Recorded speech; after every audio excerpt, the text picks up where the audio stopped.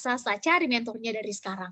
Teman-teman ingin targetnya adalah dalam seputaran misalnya menghafalkan Quran. Silakan segera cari mentornya dari sekarang. Teman-teman punya target misalnya selama bulan Ramadan ini pengen belajar digital marketing. Silakan segera cari orang yang memang ahli dalam bidang itu. Teman-teman pengen nanti keluar sebagai orang yang hidupnya misalnya lebih minimalis, lebih mindfulness, secara mental health bagus, kemampuan bicaranya sudah mulai lebih baik, dan seterusnya, silakan cari mentornya dari sekarang. Karena ternyata 93% dari orang sukses tadi itu punya mentor. Karena mentor itu yang akan menunjukkan, ini jalan mana yang paling efektif dan efisien untuk kita tempuh. Di jalan ini mungkin akan berhasil, tapi lebih lama dibanding kita pakai jalan yang ini. Mentor yang akan ngasih tahu teman-teman, harusnya selesai dalam 12 bulan, bisa selesai dalam 6 bulan. Harusnya selesai dalam 6 bulan, bisa selesai dalam lebih dekat lagi. Harusnya mungkin satu skill itu kita selesaikan dalam waktu 3 bulan, bisa selesai dalam waktu 1 bulan, selama bulan Ramadan itu. Apalagi saat kita bisa fokus dalam 1 bulan itu. Selanjutnya adalah, dan memiliki mentor, komunitas, ini menjadi dan social control, ini penting untuk kita semua mendapatkan feedback. Daripada kita menunggu feedback besar setelah kita berupaya sampai titik akhir baru mendapatkan feedback, lebih baik kita memecah itu jadi target-target kecil, dan kita mendapat feedback-feedback kecil di setiap, misalnya dari target 1 bulan, berarti target mingguan, dan ada feedback per minggunya. Misalnya, kalau target kita adalah 5 tahun, berarti pecah jadi target tahunan, tahunan jadi per 6 bulanan. Dengan demikian, pekerjaan tidak akan terlihat besar. Kita boleh aiming the highest, aiming the biggest. Kita sekali targetin yang tinggi. Kalau gantungin cita-cita yang besar sekalian. Karena kalau jatuh masih di antara bebintangan. Tapi yang sering kita anak muda lupakan adalah start with a small step. Mulai itu dari langkah-langkah kecil. Karena tidak ada perubahan besar bisa terjadi tanpa akumulasi perubahan kecil. Dan dengan kata lain, perubahan kecil itu pasti akan menghasilkan feedback-feedback kecil juga. Dan mentor, komunitas, social control ini menjadi bagian dari supporting system tadi. Memiliki mindset yang positif. Ini adalah tentang growth mindset dan fixed mindset. Bahwa kita terbuka dengan kesempatan, peluang, dan hal-hal baru selama itu positif, maka kita akan sangat terbuka dengan hal itu. Karena mantan Presiden Amerika pernah bilang begini, Benjamin Franklin pernah bilang begini, teman-teman. When people finish changing, they are finished. Ketika manusia berhenti berubah, mereka mati, mereka selesai. Proses dia menjadi manusia lebih baik itu akan selesai di titik itu. Dan ini menjadi menarik ketika kita coba tanya ke diri kita sendiri, termasuk saya bertanya ke diri saya sendiri. Kira-kira apa yang membuat kita berbeda antara kita yang hari ini, Ramadan untuk kedua kalinya nih, kita di rumah aja, mengerjakan segala sesuatu dari rumah, mungkin di daerah-daerah tertentu enggak gitu ya, tapi kan secara nasional ini masih menggunakan sistem yang sama. Apa yang kita inginkan Ramadan sekarang, meskipun kita di tengah segala keterbatasan untuk bisa berinteraksi seperti biasanya, apa yang membuat Ramadan kali ini akan berbeda dengan Ramadan tahun lalu? Yang sama-sama pada masa-masa pandemi, yang sama-sama kita semua beraktivitas di rumah, yang mungkin sama-sama ada sebagian masjid yang membuka boleh taraweh, ada yang enggak, sehingga kita taraweh di rumah, ada yang, silakan teman-teman yang ikut sendiri. Dan pada akhirnya, dari pengalaman tadi, ayo kita pastikan kita memiliki mindset yang positif, yang lihat bahwa Ramadan kali ini harus lebih baik. Dengan cara apa? Buka pikiran kita, teman-teman. Ada banyak hal yang bisa kita dapatkan, mulai dari effortnya harus berbeda, ngedapatin feedback yang mungkin kitanya tidak suka karena dikritik, tapi ternyata itu baik untuk perubahan positif ke depannya nanti. Dan memiliki mindset yang terbuka, growth mindset yang terus bertumbuh ini adalah salah satu ciri-ciri orang yang siap untuk naik dari kualitas baik, a good one, jadi a better one, lebih baik. Dari yang lebih baik nggak cukup, teman-teman. Naik lagi menjadi the best one, the best version of us, menjadi versi terbaiknya kita. Ada istilah jangan mau jadi manusia apa adanya, pastikan kita menjadi manusia semaksimal yang kita bisa. Dan batas atau border yang sebetulnya membuat kita tidak menjadi versi terbaiknya kita, the best version of us, itu adalah diri kita sendiri. Kalau ada dua hal yang membuat kita tidak sampai pada titik maksimal kita, satu adalah ego kita, yang kedua adalah greedy, tamak, rakus, yang dua-duanya berasal dari diri kita sendiri. Jadi kalau ada pertanyaan siapa dan apa yang membuat kita tidak sampai pada titik maksimalnya kita, udah ketahuan, itu adalah diri kita sendiri. Selama masih ada kebiasaan untuk blame victims, terus merasa diri adalah korban, terus making excuse, terus melakukan pembenaran, maka siap-siap, kita nggak akan kemana-mana. Ini tipikal manusia yang akan jalan di tempat, dan bisa jadi itu adalah diri kita, bisa jadi itu adalah diri saya sendiri. Untuk itu dikelilingi oleh orang-orang yang terus mengupgrade kita, terus mengingatkan kita, saat kita berada di bawah kita diingatkan, berada di atas juga diingatkan, saat berada di atas kita tidak terbang, berada di bawah kita juga tidak tumbang, ini penting bagi kita, dan otomatis saat kita dikelilingi oleh orang-orang yang punya growth mindset, ini juga akan membuat pikiran kita jadi positif. Selanjutnya adalah selalu mengedukasi diri. Ini yang tadi dimaksud membaca. 88% orang itu akan terus mengedukasi dirinya. Sekarang caranya banyak. Kalau menurut Corley caranya membaca buku, maka sekarang caranya udah banyak. Bahkan podcast sekalipun bisa kita artikan sebagai proses mengedukasi diri, yang bentuknya adalah mendengar. Sekarang dengan kemampuan teman-teman, apalagi anak muda, dengan desain grafis dan lain-lain, itu menjadi bagian dari membaca situasi, dan membaca apa yang dibutuhkan, otomatis mengartikan membaca ini sama dengan kita mengartikan ikro, ini sangat luas. Membaca situasi, membaca dari orang-orang sekitar, belajar dari manapun teman-teman, karena kalau di dalam Islam, yang salah satu yang saya senang adalah bahwa ilmu itu adalah ilmu dan hikmah itu adalah mutiara yang hilang dari kaum muslim. Kutip itu dimanapun kita menemukannya. Artinya apa? Nggak perlu membatasi diri, ingin dan harus belajar dari tipikal orang yang seperti apa. Bisa jadi kita belajar dari orang yang kita anggap secara keilmuan misalnya lebih rendah dari kita, bisa jadi dari orang yang lebih tua dari kita, bisa jadi dari orang yang kita anggap masih sangat junior, bisa jadi itu dari tukang parkir yang kita temui di jalan misalnya. Ketika kita membuka diri, terus belajar, terus membaca situasi, dan punya growth mindset tadi, maka kita akan terus bertumbuh menjadi manusia yang lebih baik. Dan 30 hari adalah waktu yang sangat cukup untuk mengubah kebiasaan-kebiasaan buruk tadi menjadi kebiasaan-kebiasaan baik. Track the progress. Karena tanpa kita nge-track, teman-teman, kita nggak tahu sekarang udah ada di titik mana, udah sejauh apa evaluasinya, dan apa yang akan kita lanjutkan. Kalau erat kaitannya dengan Ramadan, maka Ramadan kita bagi menjadi 3 termin, 10 hari pertama, 10 hari pertengahan, dan 10 hari terakhir. Kalau erat kaitannya dengan target dan cita-cita kita, segera cek. Kita punya target 5-10 tahun ke depan apa, segera track. Kira-kira 1 tahun pertama, tingkat kenaikan kita menjadi manusia yang lebih baiknya semana? Improvement kita semana? Apa yang stuck, apa yang kurang, lingkungan seperti apa yang sebetulnya kita butuhkan, skill set seperti apa yang kita butuhkan, sudah sampai mana? Dengan kita nge-track itu, kita berupaya untuk memperbaiki dan menemukan jalan yang sebelumnya belum kita lakukan. To get something we never had, we must do something we never did. Untuk mendapatkan sesuatu yang belum pernah kita dapetin, lakukan sesuatu yang belum pernah kita lakukan. Karena selalu ada cara di atas rata-rata untuk mendapatkan hasil yang juga di atas rata-rata. Akan ada cara-cara yang kita belum pernah coba dan kita coba untuk mendapatkan hasil yang memang belum pernah kita dapatkan. Karena kalau cara kita sama-sama aja udah ketahuan, teman-teman, hasilnya juga akan begitu-gitu aja. Dan bukankah ini juga sebetulnya yang diamini oleh Albert Einstein dengan menyebutkan insanity, kegilaan, is doing the same thing over and over again, but expecting different result. Kegilaan adalah melakukan hal yang sama berulang-ulang kali, teman-teman. Namun berharap hasil yang berbeda. Pertanyaannya, Ramadan kali ini, 1442 tahun 2021, what makes us different?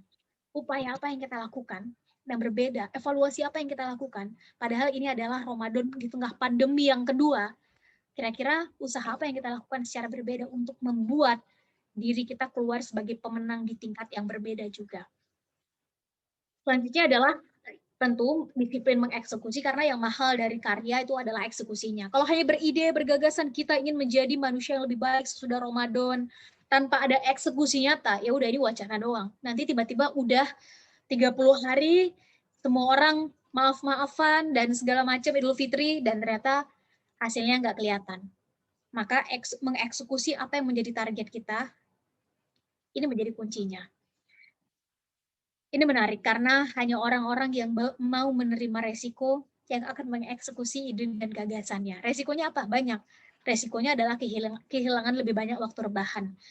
Mungkin kehilangan teman-teman, karena mungkin teman-temannya lebih senang dengan kebiasaan-kebiasaan lama kita, dan sekarang kita berupaya membuat kebiasaan-kebiasaan baru. Tentu akan ada yang berubah, termasuk pertemanan.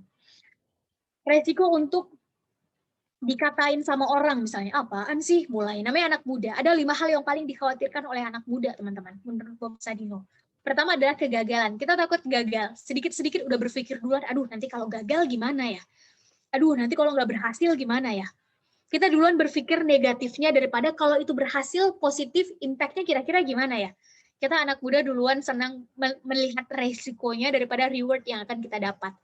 Padahal salah satu konsep yang juga saya senang dalam Islam adalah di mana ada reward, di mana without a risk there is no reward. Tanpa ada resiko, maka nggak ada reward yang pantas untuk kita. Yang kedua yang kita anak muda khawatirkan adalah apa kata orang. Sedikit mau berbuat, aduh nanti apa kata orang ya. Teman-teman mau update status, aduh nanti apa kata kawan-kawan ya.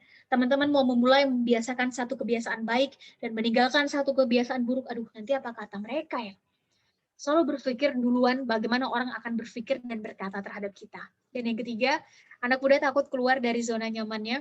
Yang keempat, anak muda takut dengan penerimaan lingkungan. Yang kelima, kita nggak begitu suka dikritik. Kita lebih senang diapresiasi. Padahal kritik dan apresiasi, selama kritiknya membangun, kritik dan apresiasi ini harus balance, teman-teman. Dilalahnya, kita anak muda nggak begitu suka dikritik. Kita lebih senang diapresiasi. Terlalu banyak diapresiasi, nggak ada kritik, ini nggak sehat untuk improvement kita. Kita jadi nggak tahu di mana blind spot kita, titik butanya, apa yang harus kita improve, sehingga kita nggak akan maju-maju, nggak akan naik-naik level, nggak naik tingkat. Terlalu banyak dikritik, nggak ada apresiasi juga nggak sehat untuk kita. Kita jadi nggak tahu di mana hal bagus, hal baik yang udah kita lakukan, yang harus kita lanjutkan. Kritik dan apresiasi ini harus balance. Dilalahnya anak muda nggak begitu suka dikritik.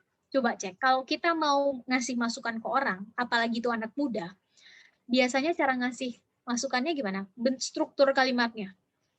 Kamu udah baik sih, koma, tapi baru masuk kritikannya apa. Benar nggak? Kamu udah keren sih, koma, tapi baru masuk. Kita anak muda lebih senang untuk diapresiasi, teman-teman. Baru nanti masuk dikritik. Padahal keduanya harus seimbang.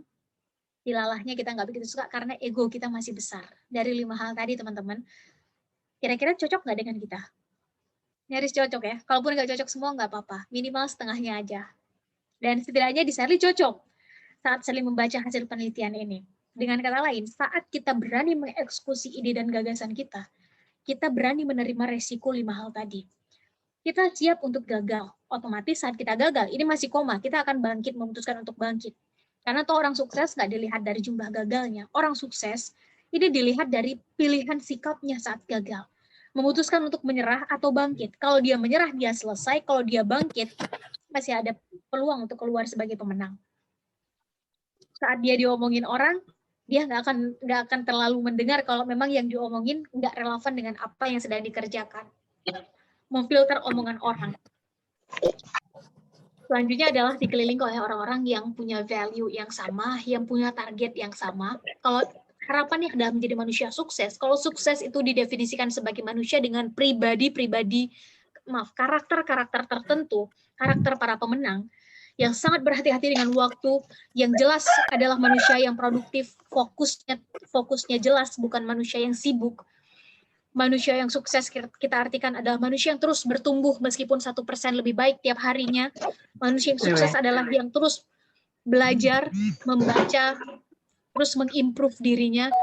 Yang sukses adalah manusia yang memilah dan memilih dan mengontrol setiap termasuk pikiran dan perbuatannya. Karena dari 2 itu, teman-teman, kualitas kita sebagai manusia itu ditentukan. Ketika kita dikelilingi oleh orang-orang yang sama, value-nya, mindset-nya, targetnya, maka otomatis saat kita berada di bawah pun kita akan diwarnai oleh orang-orang yang kurang lebih karakternya sama dengan kita. Saat berada di bawah kita nggak akan terlalu khawatir out of the track, keluar dari track selama kurang lebih 30 hari ke depan. Kalau targetnya adalah lebih panjang lagi, 2 atau 3 tahun ke depan, ya bersiap. Cari komunitas yang bisa saling support di situ. Kalau targetnya adalah 30 hari ke depan, pastikan 30 hari ke depan teman-teman dikelilingi oleh orang-orang yang mindset target keluar dari Ramadan ini ingin seperti apa. Pastikan teman-teman dikelilingi oleh orang seperti itu. Karena hanya ada dua pilihan, teman-teman. Pertama adalah kita yang diwarnai, atau yang kedua kita yang mewarnai. Kalau kita memang belum bisa mewarnai, nggak ada masalah. Pastikan kita diwarnai dengan lingkungan yang memberi warna sesuai dengan apa yang karakter yang kita inginkan. Dan dalam beberapa hari ke depan, kita akan masuk nih ke golden time yang tadi sempat kita bahas di awal. Maka pertanyaannya adalah, kira-kira kita udah ada di nomor berapa dalam mempersiapkannya? Dan jangan tunggu lagi, teman-teman. Karena saat kita aiming the highest, target kita besar, tapi kita lupa mulai dari hal-hal kecil. Mulai dari sekarang. Ayo segera kita mulai, kita desain kira-kira perubahan apa yang pengen kita dapatkan sesudah bulan Ramadan. Dan ayo mulai dari sekarang, dari hal-hal yang paling kecil aja. Dari semua hal tadi, apa yang paling kecil, paling mudah, paling dekat dengan kita, ayo pastikan kita memulainya dari sekarang. Kurang lebih demikian, ini ada perkataan orang karena itu tentang saat kita bicara tentang investment tentang ini adalah maka investasi yang paling berharga menurut pepatah ini adalah saat kita memutuskan sekarang juga kita akan memulai. Pohon besar, pohon tinggi, pohon kokoh yang batangnya harus 3-5 orang membentangkan tangan baru bisa kepegang. Maka sebetulnya bagian yang paling berharga dari dia adalah saat ditanya umurnya sudah berapa ratus tahun, maka dihitung dari pertama kali dia ditanam, benar nggak? Maka dengan kata lain, besarnya pohon itu, kuatnya akar di pohon itu adalah saat ada manusia memutuskan untuk menanam pohon itu untuk pertama kalinya, bibitnya. Kurang lebih demikian, setidaknya materi pemantik dari Sherly. Saya ingin tutup sebelum kita berdiskusi. Sebelum kita berdiskusi, saya ingin tutup bahwa tugas kita adalah berusaha, teman-teman, tugas kita adalah memaksimalkan apa yang bisa kita maksimalkan, karena kalau ada istilah dari orang bijak, yang paling berhak menyesal adalah dia yang punya kesempatan, tapi tidak memaksimalkan kesempatan itu.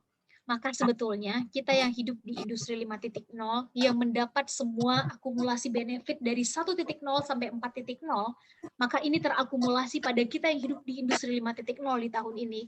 Maka kalau boleh kita lihat ke belakang, maka kita adalah generasi yang paling berhak untuk menyesal karena tidak memaksimalkan apa yang ada pada diri kita. Masa depan itu kan tidak pasti, Kak Sherly, sepakat?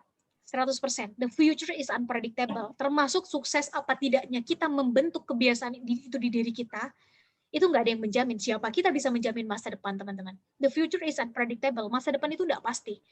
But the best way to predict our future is created now. Cara terbaik memprediksi masa depan kita adalah buat itu dari sekarang. Dan orang yang paling berhak dan bertanggung jawab atas masa depan kita, itu adalah diri kita sendiri. Mohon maaf, orang yang paling bertanggung jawab untuk masa depan kita bukan berhak, itu adalah diri kita sendiri. Bukan orang tua kita, bukan dosen-dosen kita, bukan guru-guru kita, bukan paman kita, bukan kakak kita, bukan adik kita, bukan sahabat kita. Kita adalah the most responsible person for our future. Kita adalah orang yang paling bertanggung jawab untuk masa depan kita. Kalau masa depan ini 5 menit ke depan juga kita artikan masa depan, 10 menit ke depan juga kita artikan masa depan, 30 hari ke depan juga kita artikan masa depan, maka bukankah setelah Ramadan kita ingin punya kebiasaan baru seperti apa, karakter seperti apa, juga kita sebut sebagai masa depan. Desain masa depan kita, teman-teman. Karena kalau enggak, jangan salahkan saat ada orang-orang di sekitar kita yang mendesainkannya untuk kita. Alhasil, kita yang akan ikut terus pada narasi orang, bukan kita yang bisa menciptakan minimal narasi untuk diri kita sendiri. Kurang lebih demikian, setidaknya pemantik dari Sherly sangat terbuka pada diskusi di sisa waktu yang ada. Untuk itu Sherly serahkan dulu ke moderator. Silakan.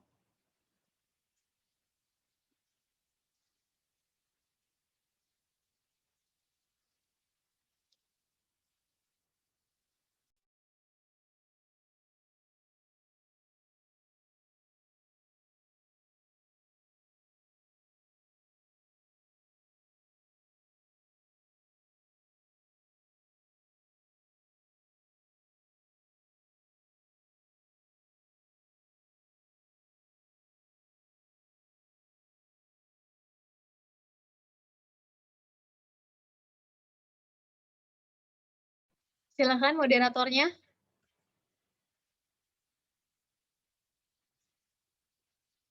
Moderatornya masih di sini nggak ya?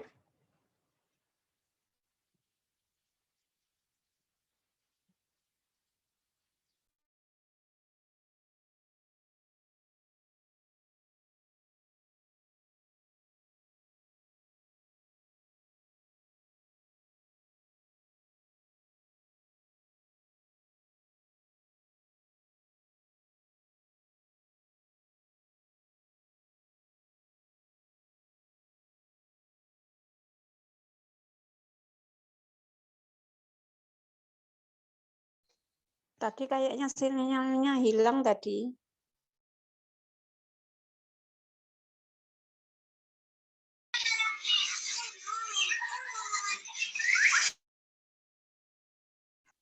Cek panitia bagaimana ini kebijakannya? Saya langsung baca aja atau gimana nih?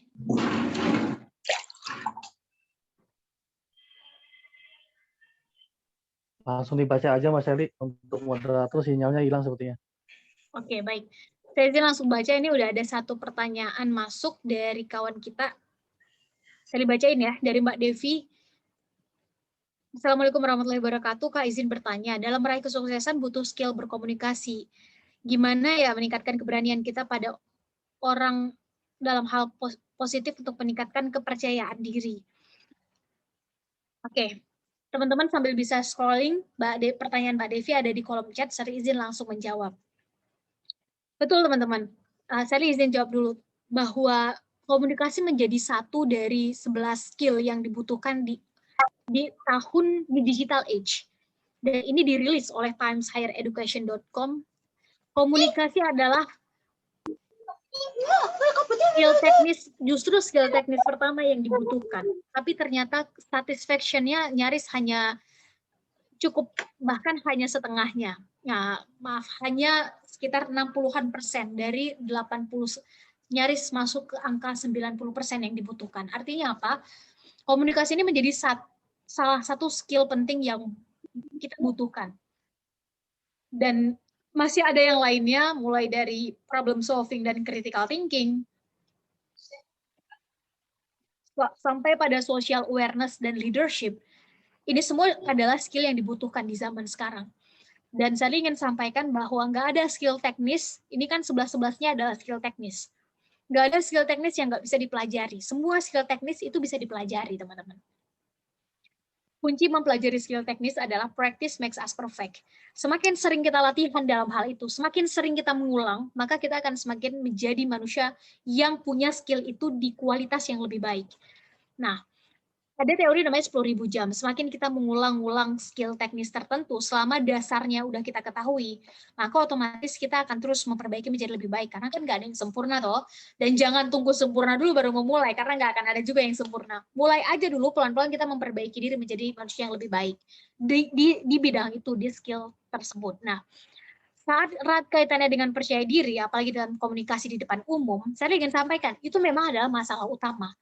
Makanya kalau misalnya boleh membuka, dalam kelas public speaking manapun, percaya diri itu menjadi bab pertama yang harus selesai. Dan ini nggak ada kaitannya dengan extrovert, introvert. Apakah orang introvert nggak bisa percaya diri? Sangat bisa. Bagaimana kita mengatur ini saatnya kita berbicara, harus berbicara dengan seperti apa, pilihan katanya, tingkat kecepatannya, dan seterusnya. Itu adalah skill teknis yang sangat bisa dipelajari, teman-teman. Dan saat ditanya, terus gimana caranya kita bisa menyelesaikan masalah PD? Maka jawabannya nggak ada jawaban umum yang bisa mengeneralisir pertanyaan ini, jawaban dari pertanyaan ini. Karena setiap orang merasa tidak pede pasti dengan alasan yang berbeda. Ada orang yang tidak tanya dulu kenapa, apa alasan kita nggak pede, kenapa kita nggak pede, teman-teman. Karena menyelesaikan masalah otomatis harus dari hulu, nggak bisa menyelesaikan masalah dari hilir tuh nggak bisa. Ibaratnya nih ada sungai, sungainya kotor. Nah, kita anak muda biasa dibiasakan untuk membersihkan sampah, ngutip sampah di hilir sungai. Yang hulu terus buang sampah. Pertanyaannya adalah, apakah sungai itu akan bersih? Mungkin bersih 1-2 hari, tapi hari ketiga bakal kotor lagi. Kenapa? Karena yang di hulu nggak diselesaikan masalahnya. Jangan-jangan di hulu ada yang buang sampah nih tiap hari.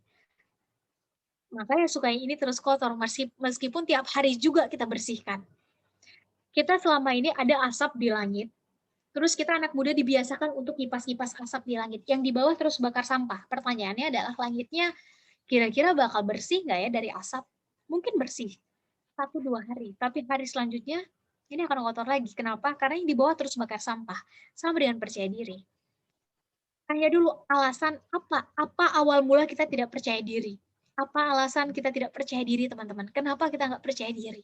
Jangan-jangan kita nggak percaya diri karena kita nggak menguasai materi itu. Silahkan pelajari materi itu, otomatis akan berbeda percaya dirinya antara orang yang paham dengan apa yang dia katakan dengan orang yang hanya sekedar menghafal apa yang dia sebutkan. Beda, teman-teman. Dengan kata lain, orang yang tidak percaya diri karena nggak paham dengan apa yang dia sampaikan, solusinya adalah selesaikan, khatamkan, pahami apa yang kita sampaikan. Oh, Kak, kita nggak percaya diri karena nggak terbiasa maju di depan. Kita sedang berusaha untuk mendobrak kebiasaan buruk kita dan keluar dari zona nyaman. Berarti hanya butuh jam terbang. Terus aja, sampai kita punya jam terbang yang melebihi kebiasanya kita, otomatis akan terbiasa. Kan ala bisa karena biasa. Kak, kita nggak percaya diri karena kita pernah di masa lalu ditertawakan oleh kawan-kawan kita dan itu membuat ada sedikit rasa trauma. Selesaikan dulu masalah rasa itu, teman-teman. Karena kalau kita nggak selesai dengan masalah rasa, ya kita yang dikontrol oleh rasa itu.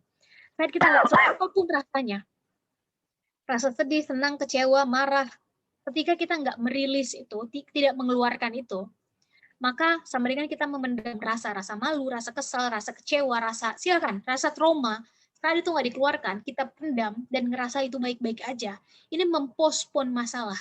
Dan saat terus nanti terjadi lagi, terus ini akan semakin besar nih, tumpukan-tumpukan yang kita coba untuk pendam, maka tunggu nanti akan ada masanya, saat udah nggak bisa terbendung lagi, ini kayak bom waktu. Karena kalau bom waktu, teman-teman, itu peledaknya itu hanya detonator kecil. Saat detonator itu ditekan, maka bom waktu itu akan meledak. Sama, saat kita nggak merilis yang tadi, apalagi ada permasalahan di masa lalu yang erat kaitan dengan perasaan, dan dalam hal ini adalah ada orang yang menertawakan kita, membuat kita punya rasa trauma, dan kita nggak selesai, nggak merilis itu, ya kita mempospon masalah. Wajar 10 tahun ke depan kita tetap nggak berani untuk maju ke depan, karena kita masih punya masa lalu kayak begitu. Dan kita tidak memaafkan, tidak merilisnya.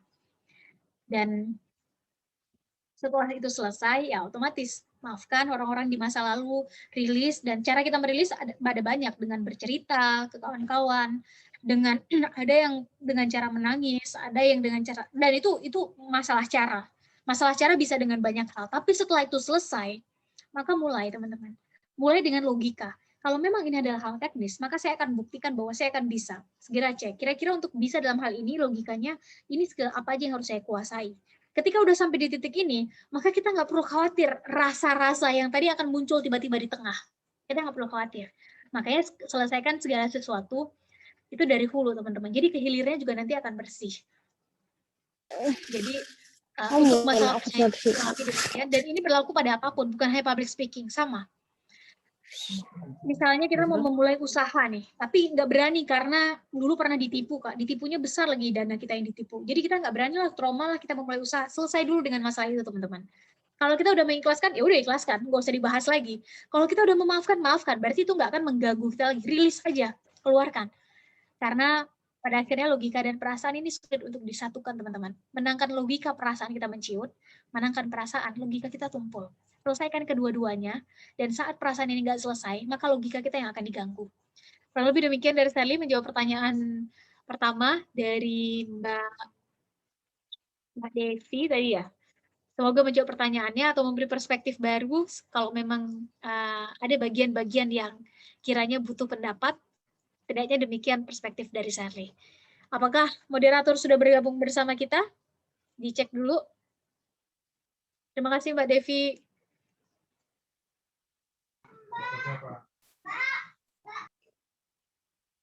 Belum bergabung? Oke, kalau belum bergabung, kita masuk ke pertanyaan selanjutnya kali ya. Iya Mbak, belum bergabung. Mohon maaf karena gangguan sinyal di sana.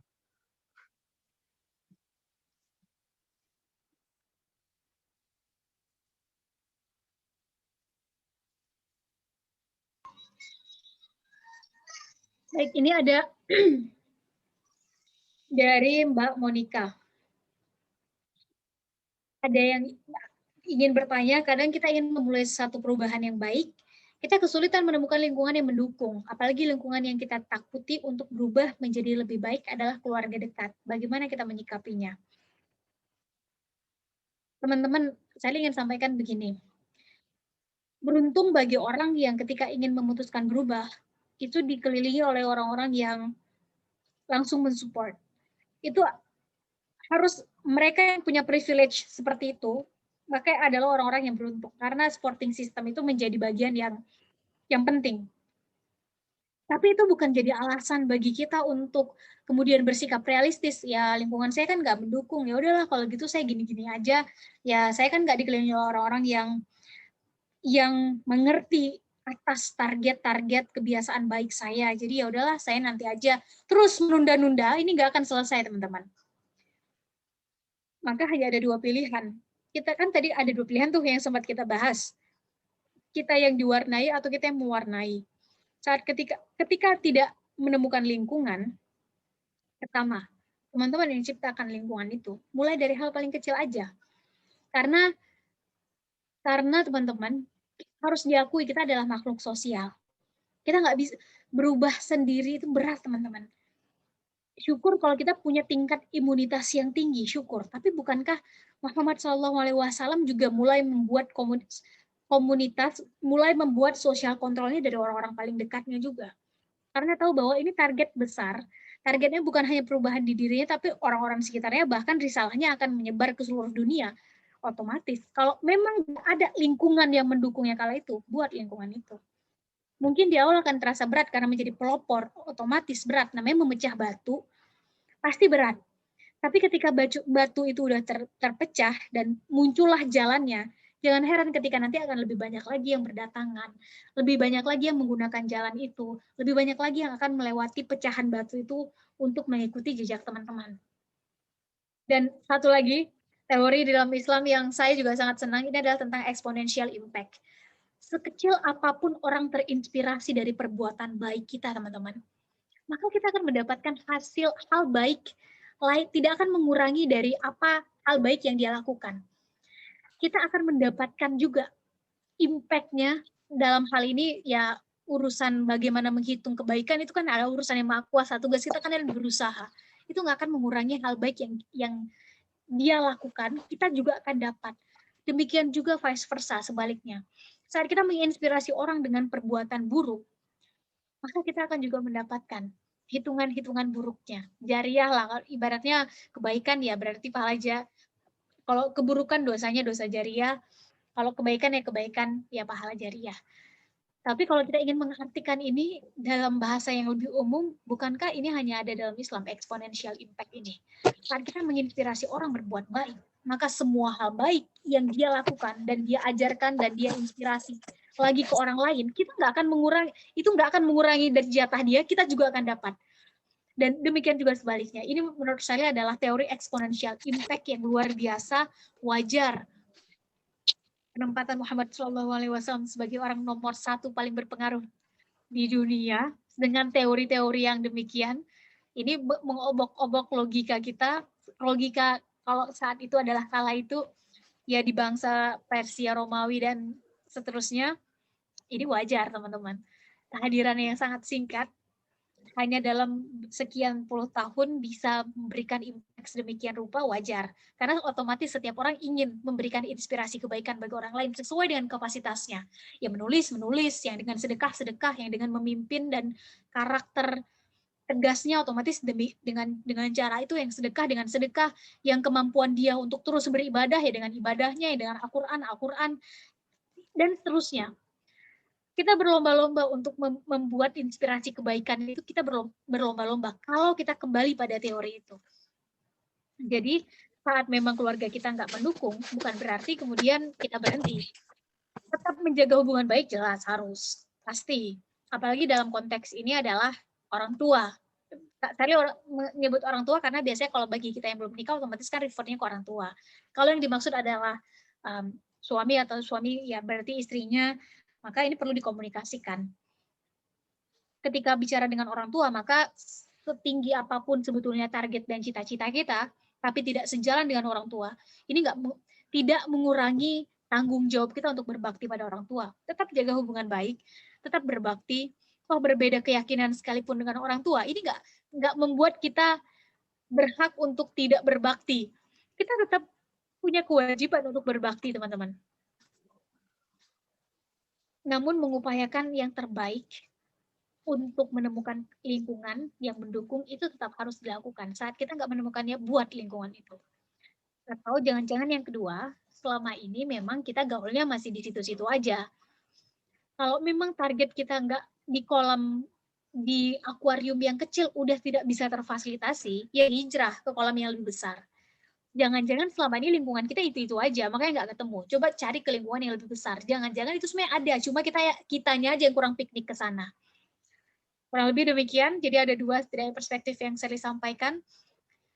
Karena cita-cita kita besar itu membutuhkan supporting system atau orang-orang yang juga berpikir besar, teman-teman. Jangan-jangan selama ini target kita selalu terlihat jauh, karena akuariumnya memang terlalu kecil untuk memfasilitasi kita ke sana. Pindah ke akuarium lebih besar.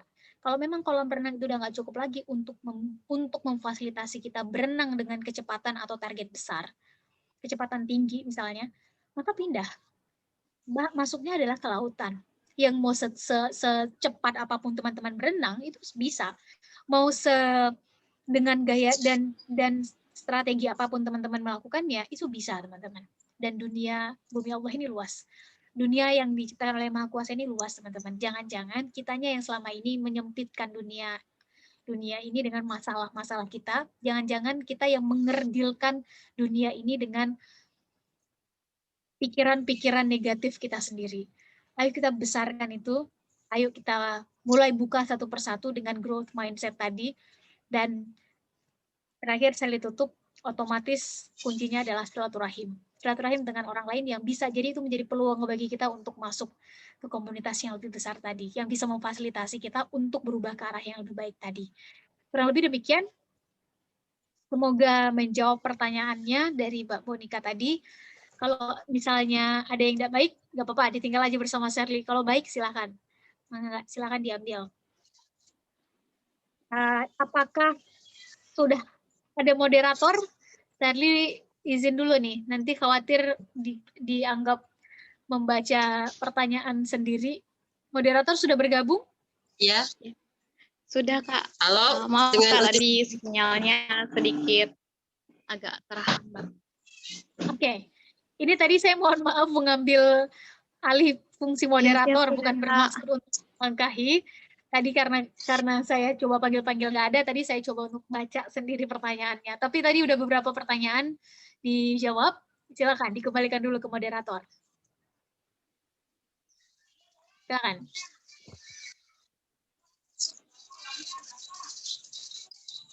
Ya, Putih Shirley.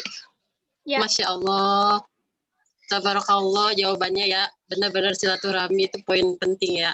Anda bantu backup ya. Kayaknya moderator belum hadir juga ini. Ya. Lanjut pertanyaan 3 ya. Ya. Dari Tin Sugiharti. Assalamualaikum Kak, izin bertanya. Saat berada di titik rendah, futur tips paling jitu dong Kak. Begitu pertanyaannya. Silakan dijawab. Ya, saat futur, saat berada di posisi yang kita secara semangat rendah, termasuk secara iman, dan menurut saya ini adalah hal yang wajar, teman-teman. Semangat naik turun, iman naik turun adalah hal yang wajar. Namanya kita adalah manusia. Kalau misalnya iman kita di atas terus, positif terus, ibadah terus, semangat terus, dipertanyakan, jangan-jangan malaikat lagi. Kita manusia diciptakan dengan nafsu, otomatis naik turun ini adalah hal yang semangat. Naik turun semangat, naik turun iman ini adalah hal yang semangat. Sebenarnya tadi sempat dibahas, tapi saya izin sedikit mengulang secara, mungkin pembahasannya agak sedikit diperdalam. Ini adalah hal yang sering dilakukan. Kalau teman-teman cocok, silakan dipakai. Kalau nggak cocok, nggak apa-apa, ditinggalin aja. Karena kita juga nggak bisa mengeneralisir. Cara yang cocok di A belum tentu cocok di B. Setidaknya ada 3 hal dari Shirley. Pertama adalah tadi miliki kontrol sosial kontrol yang targetnya sama, punya visi sama, punya goal sama. Saat kita udah punya itu, nah segera gandeng mereka menjadi sosial kontrol kita. Yang saat kita berada di bawah berani menegur, saat kita berada di atas juga berani ditegur. Saat dipuji akhirnya kita tidak terbang, saat kita berada di bawah juga kita nggak tumbang. Ada kawan-kawan yang punya value yang sama, yang akan terus menjaga kita agar terus berada on the track. Prosesnya sangat terukur kalau kita punya social control. Yang kedua adalah komunitas. Bergaul, orang bijak kan pernah bilang bahwa bergaul dengan penjual minyak wangi, sedikit-sedikit kita akan dapat wanginya. Bergaul dengan penjual besi, kita juga akan dapat bau besinya. Kita adalah dengan siapa kita bergaul, teman-teman. Kita bergaul dengan 5 orang penggibah, ya kita penggibah ke-6. Kita bergaul dengan 5 orang entrepreneur, ya kita entrepreneur ke-6. Kita bergaul dengan 5 orang hafiz-hafizah, kita hafiz-hafizah ke-6. Kita bergaul dengan 5 orang yang senang mencuri misalnya, koruptor, kita koruptor ke-6. Segera cek kira-kira selama ini orang-orang di sekitar kita adalah tipikal manusia yang punya karakter seperti apa, dan kita belum mampu mewarnai, maka siap-siap. Kita orang ke-6 yang akan meneruskan karakter itu pada diri kita. Dan mencari komunitas ini yang di awal-awal saat kita memutuskan untuk berubah, sampai kita punya imunitas, maka ini nggak ada istilah abu-abu. Putih-putih, hitam-hitam. Yes, yes, no, no. Bukankah teori kapal tarik bin Ziyad menyebutkan saat sudah memutuskan sesuatu, maka all out dalam hal itu sampai kita punya imunitas. Saat dia memutuskan untuk jihad, maka hal pertama yang dia lakukan adalah bakar kapalnya. Sehingga nggak ada istilah balik pulang, itu nggak ada. Kalau dia ikut perang, ya dia dan mati di perang berarti dia syahid. Kalau pulang, ya tetap bawa pulang pahala syahid. Artinya nggak ada yang sekali maju, sekali mundur. Yang nggak ada. Saat kita udah memutuskan saya ingin berada di komunitas ini karena saya ingin mengopi karakter itu pada diri saya, ya nggak kemudian 2 hari di sini, terus nanti 3 hari masuk lagi ke komunitas yang suka ngomongin orang. Nanti 2 hari kemudian kita masuk lagi ke komunitas baik, misalnya komunitas yang senang sedekah, atau di sini sebagai salah satu komunitas yang mendukung One Day One Juice kita masuk, besok kita masuk lagi ke komunitas yang omongannya adalah hal-hal yang unfaedah. Jadi kan ini kan jadi tumpang tindih. Sehari kita menulis, seharinya kita ngapus, sama aja. Sehari kita bikin satu ukiran, besoknya ya ibarat ombak yang akan menghapus ukiran kita di pantai. Kali sudah memutuskan apalagi di awal-awal, ya all out. Karena sampai kapan itu? Sampai imunitas kita terbentuk, teman-teman. Yang saat kita kembali atau berada di tengah orang-orang yang ternyata berbeda secara kebiasaan, secara value, secara prinsip, ini nggak akan mengubah lagi apa yang sudah menjadi kebiasaan, bahkan karakter. Karena yang namanya karakter itu udah nempel. Yang namanya karakter itu bisa dilihat dari pilihan sikap, dari pilihan mindset, dan pilihan ucapan. Itu bisa dilihat. Dengan kata lain, saat kebiasaan itu udah menjadi karakter dalam diri kita, maka kemanapun kita pergi, kemanapun kita bergabung dalam komunitas seperti apa, ya itu nggak akan merubah kita lagi, atau jangan-jangan kita yang akan memberi warna pada komunitas itu. Dan yang ketiga adalah miliki mentor. Tadi sebenarnya sudah masuk dalam 1 dari 7 hal yang dibutuhkan, karena dengan memiliki mentor, teman-teman, kita bisa melihat saat kita futur, saat kita berada di bawah, ini kita akan diingatkan oleh si mentor. Biasanya mentor ini adalah yang secara pengalaman lebih, secara pengetahuan lebih, yang bisa melihat kalau kamu terus berada di sini, maka ujungnya akan ke sana. Kalau kamu terus mempertahankan satu kebiasaan tertentu di satu bidang tertentu, maka yang akan kamu temui adalah ABC. Dengan bisa look broader, ngelihat lebih jauh bahwa itu ternyata di sana ada lubang, di sini ada jurang dan lain-lain, maka kita akan kembali diingatkan segera kembali ke track. Karena kalau enggak, kamu akan masuk lubang atau jurang, atau di depan nanti akan banyak duri. Kita akan bisa melihat sesuatu yang sebetulnya di posisi kita, di kondisi kita sekarang, itu sebetulnya kita belum layak untuk bisa melihat itu. Tapi dengan ada mentor tadi, kita akan kita akan diingatkan untuk kembali to the track. Kurang lebih demikian. Dari Charlie, silakan dikembalikan dulu ke moderator. Ya, syukron Uti Sherly. Bener banget ya. Jadi kalau hijrah sama-sama kayak kebiasaan gitu, nanti kita keikut gitu ya sama komunitasnya itu kayak gitu. Semoga menjawab pertanyaan Uhti Rin Sugiyarti ya. Jadi masih boleh satu pertanyaan lagi? Silakan. Masih bisa jawab satu pertanyaan lagi? Boleh satu lagi. Bisa ya. Sebentar. Ya, satu lagi ya. Pertanyaan terakhir dari Ikhwan ya, Kak Bayu nih. Assalamualaikum warahmatullahi wabarakatuh. Izin memperkenalkan diri, Kak. Nama saya Bayu Prasetyo dari Lampung. Saya pernah membaca kata bijak bahwa masa depan adalah milik semua orang. Namun, kesuksesan hanya milik mereka yang mau berusaha dan berjuang. Hal yang sering kita alami adalah kita merasa insecure melihat bakat dan kemampuan orang lain yang begitu luar biasa. Dan kemampuan orang lain ketimbang menghargai diri dan fokus pada kemampuan diri serta meyakinkan kita akan sukses menurut versi kita. Pertanyaan saya, apa yang kita lakukan agar meyakinkan pribadi kita akan hal tersebut? Terima kasih, Kak. Itu pertanyaannya. Baik, pertanyaannya adalah intinya apa yang harus kita lakukan agar meyakinkan diri kita sendiri bahwa kita bukan sukses versi orang lain, tapi versi diri kita sendiri. Benar ya, gitu ya. Saya ingin sampaikan gini, kita ngerasa insecure, itu bisa dilihat dari positif dan negatif. Positif karena kita jadi tahu kekurangan kita apa. Orang yang bisa memperbaiki dirinya menjadi lebih baik, orang yang bisa improve ke yang lebih baik, otomatis adalah yang tahu kekurangannya apa. Otomatis, kalau kita nggak tahu kekurangan kita, gimana kita mau memperbaiki? Logikanya kan demikian. Tapi kalau kita belum melakukan apa-apa, udah insecure duluan, ya udah ini nggak akan kemana-mana. Itu sudut pandang pertama.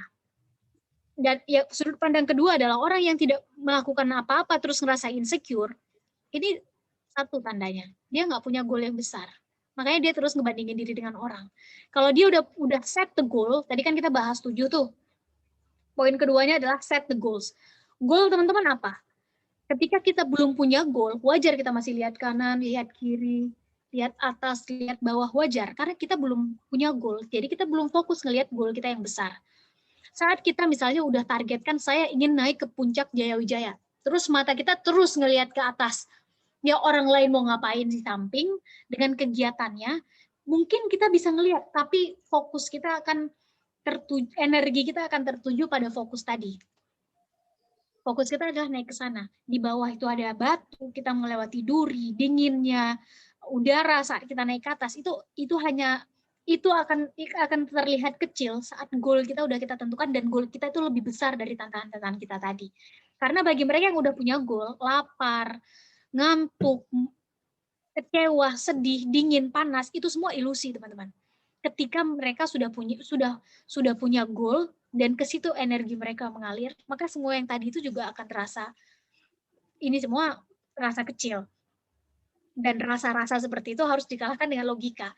Ketika nyeting goal dengan logika, maka otomatis kita bukan sedang melihat orang lain, kita melihat diri kita sendiri. Itu yang poin yang kedua. Dan poin yang ketiga adalah pada akhirnya orang yang akan berhasil dengan dirinya sendiri, kalau tadi adalah orang sukses adalah yang bisa mencapai targetnya sendiri, maka otomatis adalah orang yang punya self-awareness yang tinggi. Nggak ada orang yang sukses self-awareness-nya rendah, itu nggak ada, teman-teman. Orang yang sukses itu punya self-awareness yang tinggi. Self-awareness itu adalah mengenal diri sendiri. Makanya tadi pertanyaannya bukan bagaimana cara kita sukses yang pertama, tapi goal kita apa, kelebihan dan kekurangan kita apa, baru masuk ke how, bagaimana. How itu pertanyaan ketiga, teman-teman. Teman-teman klik di Google sekarang juga bisa. Bagaimana cara sukses? Itu udah banyak tulisan, bahkan video yang membahas tentang itu. Pertanyaan pertama yang harus dijawab adalah, teman-teman ngelihat diri sendiri di masa depan itu sebagai siapa? Apa targetnya? What's the goal? What's the target? Menjawab ini harus diikuti dengan motivasinya apa. Kenapa penting bagi teman-teman untuk berada di titik itu? Setelah itu terjawab, jawab pertanyaan kedua, siapa teman-teman sekarang? Nah, ini melihat kelebihan dan kekurangan kita. Dengan melihat kelebihan dan kekurangan kita, kita menyelami diri kita sendiri lebih dalam.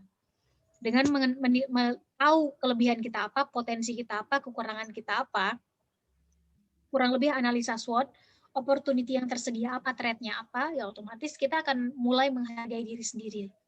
Dan ketika kita mulai menghargai diri sendiri, baru kita akan bisa masuk ke tataran how. Dan tataran how ini tataran yang sangat teknis. Karena bicara tentang skill teknis apa yang dibutuhkan untuk menjadi seorang entrepreneur, skill teknis apa yang dibutuhkan untuk menjadi seorang hafiz-hafizah, skill teknis apa yang dibutuhkan menjadi seorang penulis, dan semua ini bisa dipelajari, teman-teman. Pecah target besar tadi menjadi target tahunan, tahunan jadi bulanan, bulanan mingguan, mingguan harian, maka semua aktivitas kita disebut produktivitas. Dengan kata lain, kalau memang 3 kuncinya, saat melihat misalnya kebaikan orang lain, maka akui bahwa starting point kita berbeda. Jadi misalnya nih, teman-teman ngebaca satu buku atau ngelihat ada orang enak ya dia punya privilege tertentu, enak ya dia ada di titik tertentu, mungkin starting point-nya berbeda dan kita nggak bisa milih mau lahir di mana, dengan kondisi keluarga, sosial ekonominya seperti apa. Akui dulu starting point kita di mana, target kita di mana. Saat ada gap, isi gap itu dengan solusi. Dan yang kedua, sekaligus terakhir perspektifnya adalah jangan-jangan yang kita lihat adalah ya ibaratnya iceberg, yang kita lihat adalah tip di ujungnya aja. Kita nggak pernah tahu dia sampai di titik itu udah melewati berapa kali gagal. Dia dalam sehari berapa kali tidur. Dia dalam sehari berapa jam tidurnya.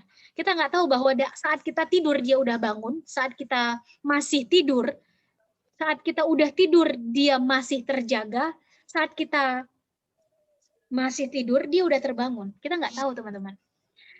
Yang kita lihat adalah kalau iceberg yang kelihatan di permukaan laut kan sedikit aja. Padahal sebetulnya di dalamnya itu jauh lebih besar. Disitulah kegagalan, disitulah kehilangan, disitulah dicaci makinya, disitulah difitnahnya, disitulah misalnya kehilangan orang-orang yang tersayang, dan seterusnya. Yang jelas, saya ingin tutup bahwa nggak ada, teman-teman, proses pembentukan karakter itu yang mudah, nggak ada. Nggak ada proses penempaan itu yang mudah, nggak ada. Besi aja jadi pedang itu harus ditempa, harus dipanasin dulu di api yang di atas 100 derajat Celcius, terus dia harus dibentuk, setelah dibentuk dipanasin lagi, setelah dipanasin diamplas, setelah itu dipanasin lagi, setelah itu dia mulai diasah, setelah itu dipanasin lagi, mulai finishingnya dipanasin lagi, baru dia jadi pedang yang siap untuk diajak berperang. Selama ini kita lihat enak ya, jadi dia runcing dipakai saat berperang, menjadi simbol kita berada di titik mana karena dia dijadikan perang. Semua orang bangga memegangnya, memegang pedang itu. Kita nggak tahu bahwa dia sudah melewati proses penempaan sejak kapan dan bagaimana. Jadi ngelihat misalnya orang sukses tuh kita mulai membanding-bandingkan, maka pertanyaannya adalah 3 aja langsung. Termasuk kita ngelihat secara langsung atau membaca bibliografi orang sukses, langsung aja temukan 3 hal. Apa yang dia baca, lihat, tonton, dengar yang kita tidak baca, lihat, tonton, dengar. Lingkungan apa yang membentuk dia seperti itu yang kita nggak punya. Dan yang ketiga, apa yang harus kita lakukan untuk bisa lebih dari dia. Karena tadi setiap orang ada masanya, setiap masa ada orangnya. Mungkin di zamannya dia, itu adalah yang paling tepat. Tapi di zamannya kita dengan kondisi kekinian dan kedisinian, apalagi misalnya orang yang kita lihat adalah bukan yang ada di lingkungan yang sama dengan kita, maka otomatis ada variabel baru yang harus kita perhitungkan. Strategi yang cocok di Eropa belum tentu cocok di Indonesia. Karena lingkungan Indonesia otomatis ya disesuaikan dengan orang-orang Indonesia. Strategi yang cocok disebutlah misalnya di Pulau Jawa belum tentu cocok di Aceh. Strategi yang cocok di Aceh belum tentu cocok di Papua. Strategi yang cocok di Papua belum tentu cocok di Sulawesi, teman-teman. Dengan kata lain, kira-kira dengan formula, dengan form yang dia lakukan, ini apa yang harus saya ambil dan disesuaikan dengan kondisi di tempat kita sekarang. Kekinian dan kedisinian. Dengan kata lain, kita tetap mempertahankan originalitas dari perubahan apa yang ingin kita buat dan target apa yang ingin kita tuju. Terinspirasi nggak ada masalah, tapi itu pemantik. Motivasi harus mulai dari diri sendiri. Dengan kata lain, ayo sama-sama kita mulai, ini bukan dari orang lain, teman-teman, dari diri kita sendiri. Kalau terinspirasi dari orang lain nggak ada masalah, tapi pastikan bahwa minimal kita punya 3 alasan memulai segala sesuatu. 1, apakah itu karena rasa sakit kita? Yang kedua, karena harapan kita ngelihat sesuatu ke depan? Atau yang ketiga, saat rasa yakin kita terhadap sesuatu itu udah lebih tinggi dari rasa takut kita. 3-tiganya berasal dari internal kita. Nggak ada yang dari luar. Kalau dari luar namanya pemantik, teman-teman. Motivasi, fire in the belly itu mulai dari diri sendiri. Nggak ada yang dari luar. if we gather, kalaupun kita ngumpulin nih all the best mentors all over the world, kita ngumpulin mentor-mentor terbaik, we gather all the best motivators even all over the world, kita ngumpulin motivator-motivator terbaik di seluruh dunia, tapi motivasi nggak muncul dari diri kita, ya udah, ini masuk kuping kanan, keluar kuping kiri. Pastikan kita selesai dengan 4 pertanyaan tadi. Pertanyaan pertama adalah siapa kita di masa depan, temukan motivasinya. Yang kedua, siapa kita sekarang. Segera analisa kelebihan dan kekurangan kita, minimal dengan analisa SWOT. Ketiga, how, bagaimana targetnya di sini, sekarang kita di sini, gapnya seberapa jauh, mulai pecah, skill teknis apa yang kita butuhkan, requirements-nya apa, syaratnya apa, mulai pecah itu dari target 5 tahun, jadi target tahunan, bulanan, mingguan, harian. Jadi semua aktivitas kita disebut produktivitas. Dan yang keempat, kita pengen ninggalin apa untuk generasi sesudah kita. Waktu kita terlalu berharga untuk kita habiskan bermain-main dan bersenang-senang semata, teman-teman. Saya izin mengutip perkataan salah seorang guru besar bangsa, Buya Hamka, yang pernah bilang, kalau hidup hanya sekedar hidup, maka babi di hutan juga hidup. Kalau hidup hanya sekedar makan, bermain-main, bersenang-senang, bekerja, maka monyet di hutan juga melakukan hal yang sama. Kita manusia, dikasih ini hati untuk berempati. Ayo kita pastikan kita mengolaborasikan keduanya dan siap-siap. Gebrakan-gebrakan besar ini sama-sama bisa kita buat. Toh Hasan Al-Banna juga bilang, gak ada perubahan besar bisa terjadi tanpa akumulasi dari derap langkah anak muda. Pastikan kita termasuk dalam derapan langkah anak muda yang inginkan ada perubahan ke arah yang lebih baik tadi. Dengan menjawab pertanyaan tadi, maka sebetulnya nggak ada cita-cita yang terlalu tinggi, yang ada langkah kita yang terlalu pendek. Nggak ada visi yang terlalu besar, yang ada adalah upaya kita yang terlalu kecil. Panjangkan langkahnya, besarkan upaya kita, maka target, goal, cita-cita itu akan merapat sesuai dengan kelayakan kita. Kurang lebih demikian yang bisa Sherly sampaikan. Semoga menjawab pertanyaannya atau memberi perspektif kepada Mas Bayu Prasetyo, karena ini menjadi pertanyaan terakhir. Untuk itu, kalau ada hal baik, teman-teman, silakan diambil. Kalau yang nggak baik, ditinggalkan saja bersama Sherly. Tetap sehat, tetap semangat di tengah kondisi kayak begini. Sherly mohon maaf lahir batin, karena sebentar lagi kita akan masuk ke bulan suci. Kalau ada salah-salah, kiranya salah-salah online, mohon dimaafkan. Dan semoga kita bisa silaturahim saat COVID-19 ini udah mulai mereda dan kita benar-benar kembali pada silaturahim offline. Semoga kita bisa silaturahim dan bertemu secara langsung. Terima kasih sekali lagi saya ucapkan pada teman-teman panitia. Dan saya tutup dulu. Billahi taufik wal hidayah. Assalamualaikum warahmatullahi wabarakatuh. Silakan teman-teman panitia. Waalaikumsalam warahmatullahi wabarakatuh. Masya Allah, materi yang luar biasa banget sore hari ini. Terima kasih banyak kepada Kak Sherly yang sudah memberikan banyak sekali pencerahan dan juga materi yang sangat luar biasa untuk kita. Mudah-mudahan apa yang disampaikan oleh Kak Sherly tadi bisa bermanfaat untuk kita semua. Untuk menyambut Ramadan yang lebih baik lagi di tahun ini. Oke teman-teman, sebelum kita tutup kegiatan pada sore hari ini, sebelumnya kita akan adakan sesi untuk foto bersama. Kepada seluruh peserta, dimohon untuk menghidupkan kameranya sebentar. Bisa.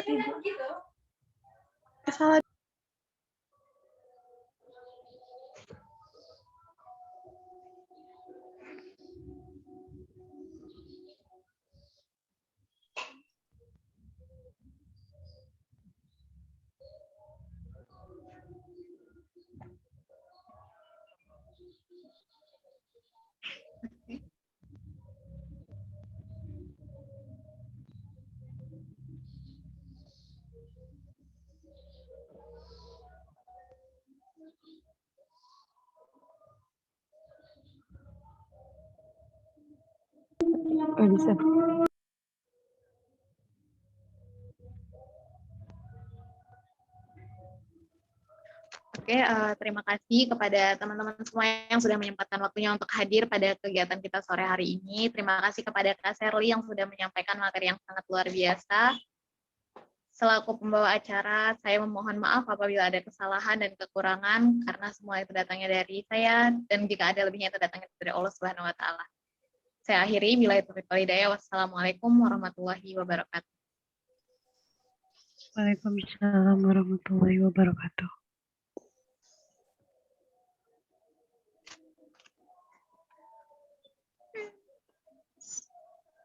Oke, terima kasih untuk semua peserta pada kesempatan sore hari ini.